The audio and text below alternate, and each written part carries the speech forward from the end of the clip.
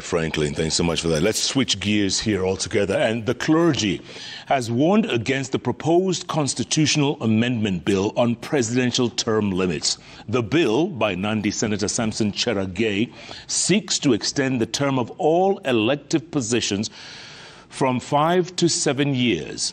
Anglican Archbishop Jackson Olesapit says any attempts to alter the structure of the Constitution must involve the people through a referendum.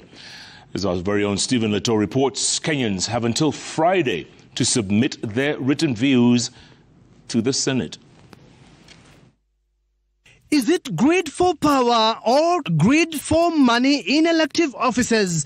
A bill in the Senate that seeks to increase the term limit from 5 to 7 years for all the elective seats has generated uproar amongst Kenyans. The bill by Nandi Senator Samson Cherargei seeks to alter the structure of the Constitution to hand an elected president 2 terms of 7 years each. In the bill, the president's term is reviewed upwards from the current 5 years to 7 years per term. A president who will be re-elected into office will serve a total of 14 years.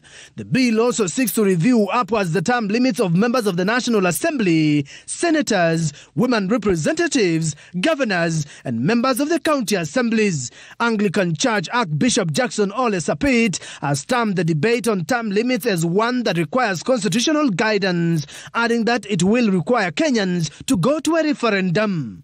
Our electoral cycle is a 5-year term, and it is stipulated it will be the second Tuesday of every August of the 5th year, and anything to change it, now Kenyans need then to agree through a referendum because it's a major constitutional change. In his proposal, Senator Samson Cherargei says his bill is aimed at giving more time to an elected president as well as other elected officials to deliver on development projects.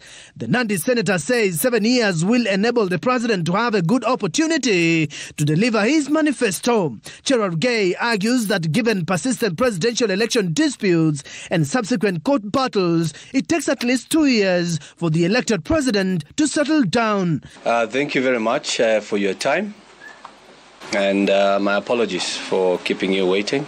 But his Kiambu counterpart Karungu Athangwa, who presented his memorandum to the Senate Committee on Justice and Legal Affairs, says he is of a different view. He instead proposes a reduction in the term limits of elective offices.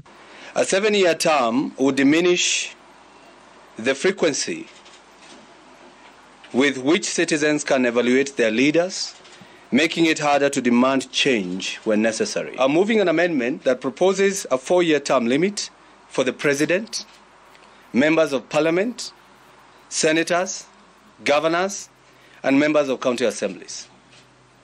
Why 4 years? Because it enhances accountability, encourages political participation. Majority Leader in the National Assembly, Kimani Ichung'wah, has laughed off the proposed increment of term limits, saying the bill is dead on arrival. Kenyans have up to Friday to submit their memoranda to the Senate. Stephen Leto.